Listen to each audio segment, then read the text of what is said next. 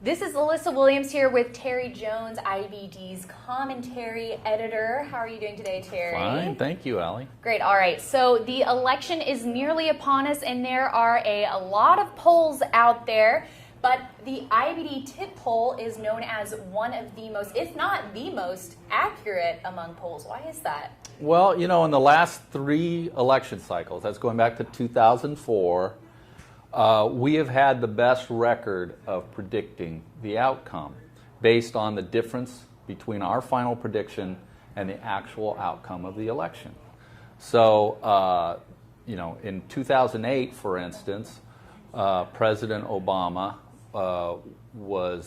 beat his foe by 7.2 percentage points. 7.2. That's a lot. Very few people had that. We had it right on the button.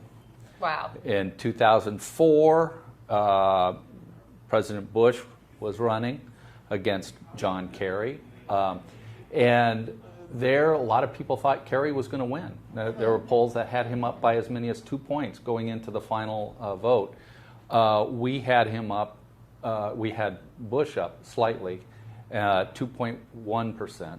And the final tally was 2.5 percentage points.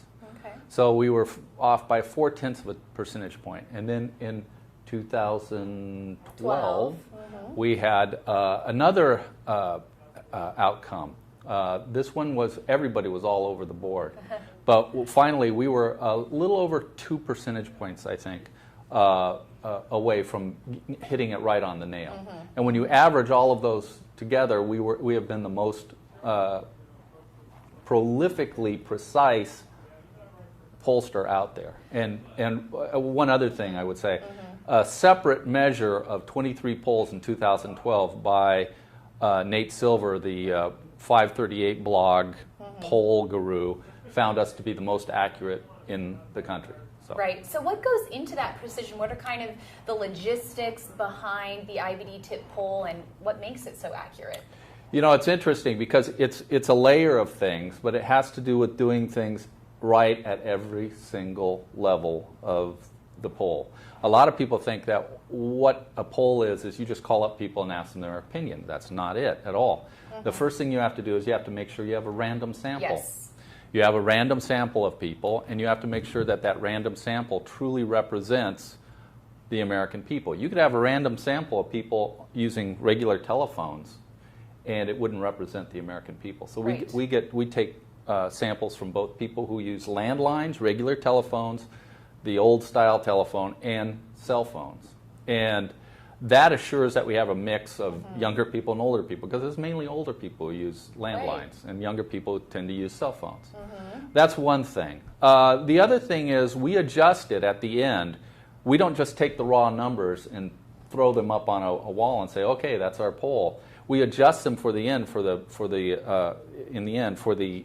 you know, the race composition of the country, for gender, for political party affiliation, for a number of different things, so that we can take these our numbers and say, okay, we have too many Democrats in our sample, so let's adjust for that. Yes. We have not enough Republicans, or we don't have enough independents.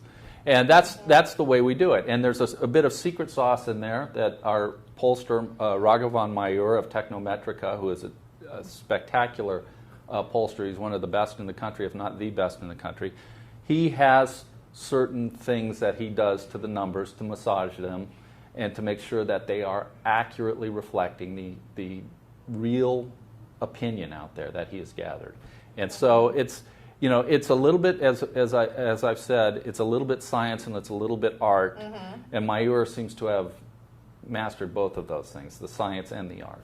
Definitely. So when is the first day that these numbers will come out? Next week, right? Yeah, next week, October 20th, we will start running our tracking poll. And what a tracking poll is every day you come out with a different poll. But it's a rolling average. It's a rolling average. You're going to be doing 6 days of polling, and then you average them, because the number of respondents you get in any one day might not be enough to have a statistically significant number of polling right. data Which is polling what this is points. going for. That's exactly it. We want to have enough people so we can say this is a this is a reliable sample of people, and that the number will be significant when you see it. Definitely. So headed into this election, what are some of those different factors like, race, religion, or other factors that are going to be key, do you think, for this race? The key one, I think, at least in terms from a pollster's standpoint, the key thing, I think, is always, you look at the American population, and especially the voting population, and there are some people who, they say, okay, I'm a registered voter, and then there are other people who are very likely to vote. Right. And that is one of the things that we do. We make sure that they're likely voters, not just registered voters, but likely voters. And if you're a likely voter, that means there's a very good chance you're going to go to the poll one way or another, and we have to pay very close attention to them. So I would say, if you're looking at a poll out there, any poll, not just ours, any poll, you want to see that it's likely voters. If it's likely voters, then you're probably going to get a far more accurate reading of what the likely vote is to be, rather than just registered voters, or in some cases they just take people who are over 18, and they ask them, how do you feel about these people? And some of them have no intention of voting whatsoever. Right. Half the American population does not vote at all, so it's not you can almost exclude them from consideration because they're not going to vote. Right, exactly. Well, we know you're going to be keeping a close eye on this election from here on out. So for you to get all the details, make sure to check out investors.com/poll. We'll be coming out with more videos in the coming weeks to give you all the nitty-gritty details. Thanks so much, Terry. You're welcome. Thank you. Thanks for watching.